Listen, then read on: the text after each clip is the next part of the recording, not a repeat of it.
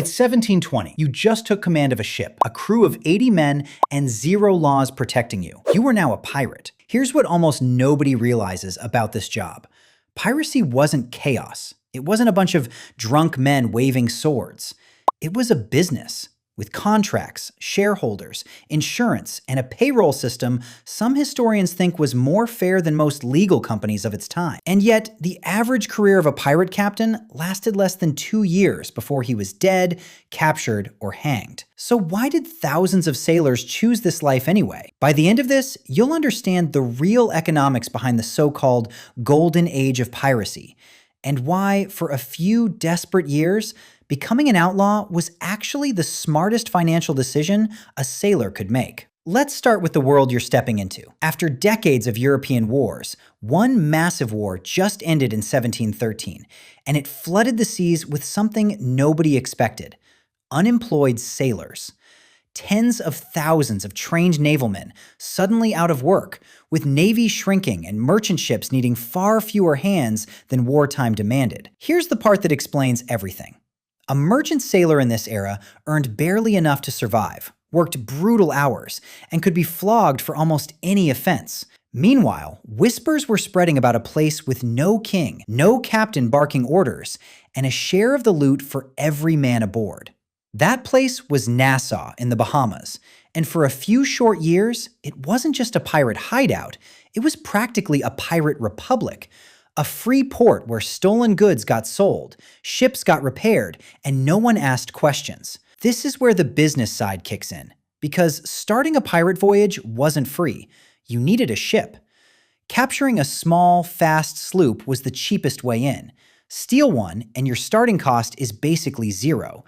Sloops were prized because they were quick and could sail in shallow water where bigger Navy ships couldn't follow. But the real moneymakers were larger ships with more cannons, and getting one of those usually meant capturing it first, then upgrading. Blackbeard's famous flagship started life as a French slave ship before he seized it, added guns, and turned it into a 40-gun war machine, capable of taking on almost anything else in the water.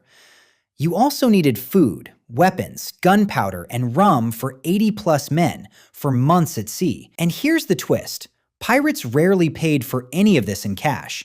They took it. Every raid wasn't just about treasure, it was about restocking the business. But here's a problem almost nobody thinks about. Say you capture a ship loaded with silk, sugar, or a chest of Spanish silver coins. None of that is spendable yet.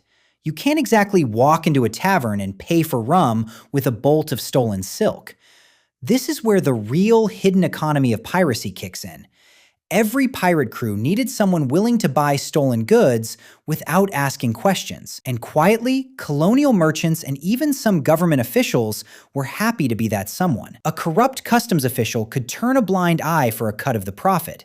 A merchant in a port like Nassau, or further south in Madagascar, could buy an entire cargo hold at a steep discount and resell it as legitimate goods somewhere else. This meant piracy didn't just run on violence. It ran on a quiet, informal supply chain of people on land willing to launder stolen cargo into real spendable money.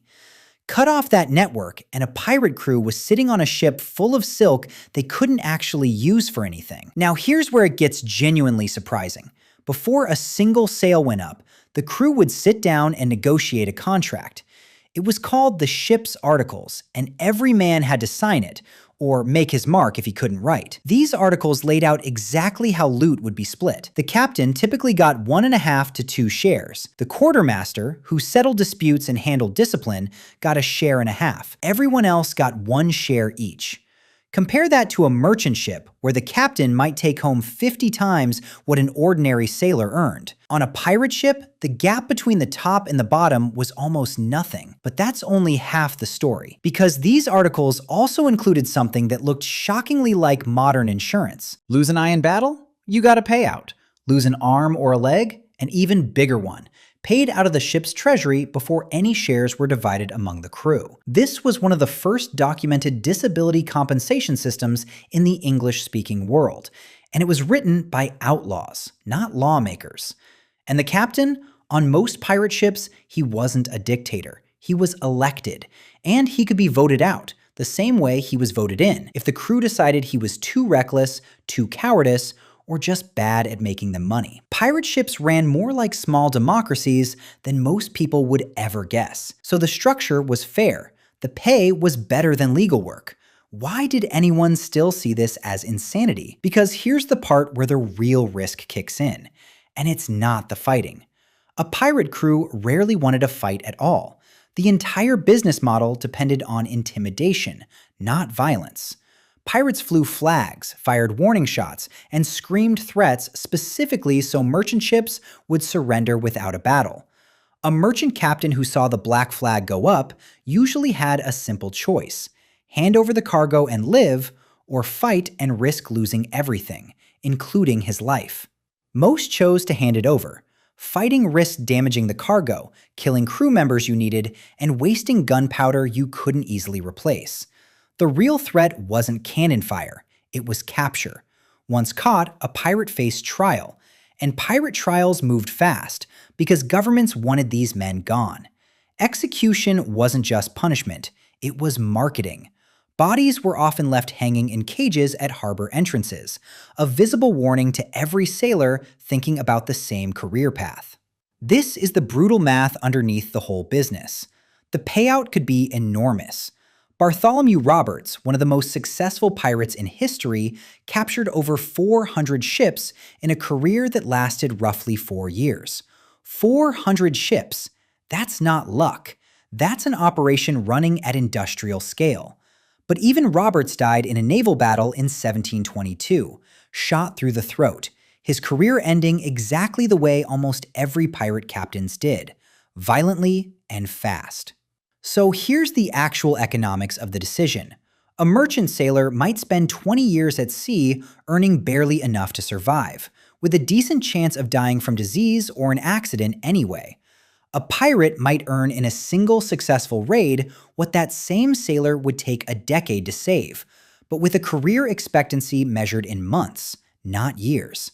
It's the same math as any high-risk, high-reward gamble, except the house, in this case, was every navy in the world.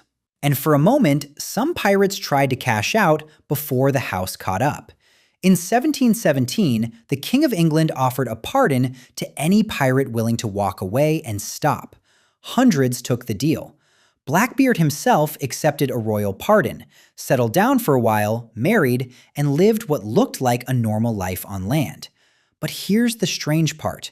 Many pirates who took the pardon went right back to piracy within months. Because legal life, even with a clean record, still meant scraping by on a fraction of what piracy paid. The pardon didn't fix the underlying economics. It just offered an exit ramp that most men couldn't resist driving straight past. Blackbeard himself was back at sea within the year, and it cost him his life. He was killed in a battle off the coast of North Carolina in 1718, and his head was reportedly hung from the bow of the ship that killed him. Proof for the governor who'd sent the mission that the job was done. Not every pirate story ended with a captain either. Among the crew of a pirate named Calico Jack Rackham were 2 women, Anne Bonny and Mary Read, both of whom fought and were sentenced right alongside the men when the ship was finally captured in 1720. The court records only prove how ordinary piracy had become as an economic choice, desperate enough that even the rare exceptions to a male-dominated era chose the same brutal math everyone else did.